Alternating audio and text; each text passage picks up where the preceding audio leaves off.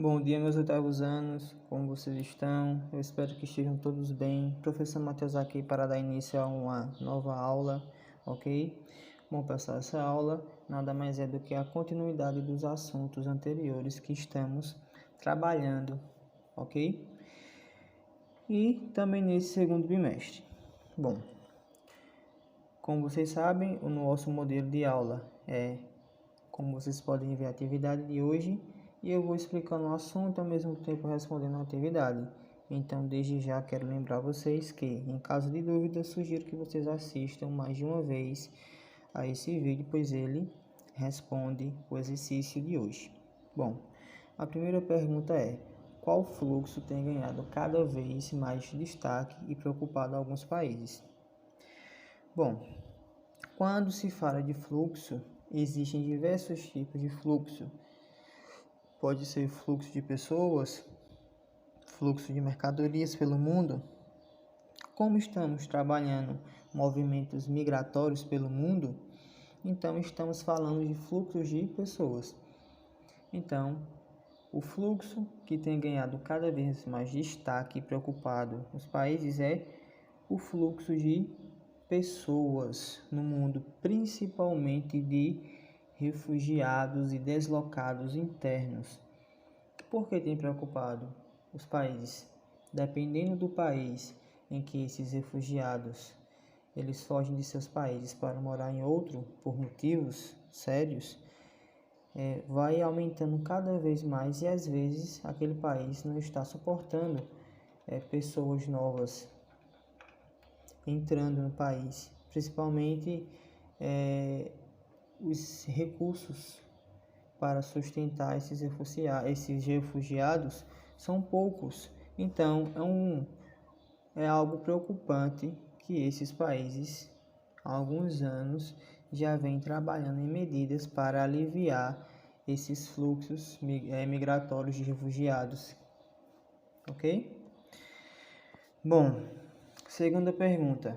O que a Agência para Deslocados e Refugiados da ONU faz? Bom, a ONU, o que ela faz? Quando as pessoas se deslocam de um país para outro, ou até mesmo quando elas se deslocam dentro do próprio país, fugindo de conflitos, isso acontece muito no Oriente Médio. Uma região de países do Oriente Médio está em constante conflito. As pessoas daquele local fogem com as suas famílias para outro local do mesmo país.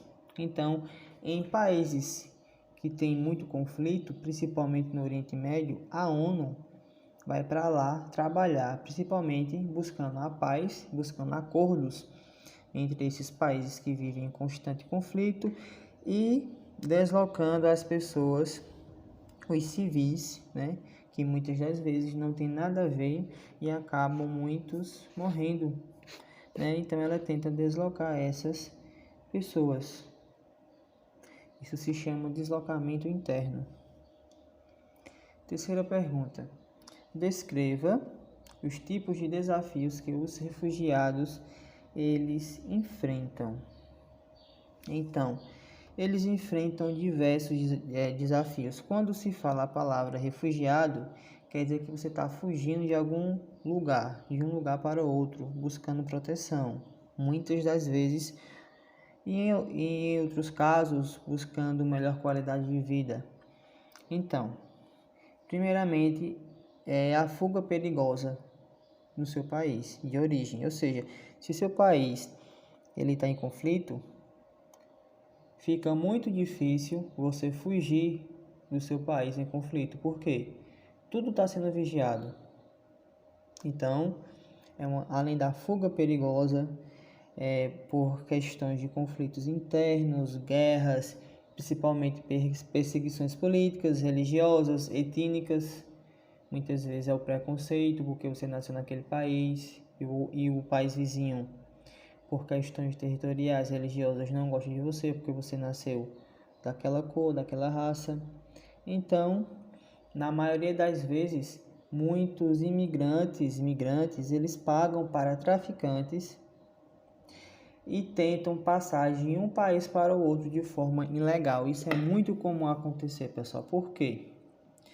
Porque geralmente, se você for passar de forma legal nesses países em conflito, corre o risco de você ser banido na hora de você atravessar a fronteira.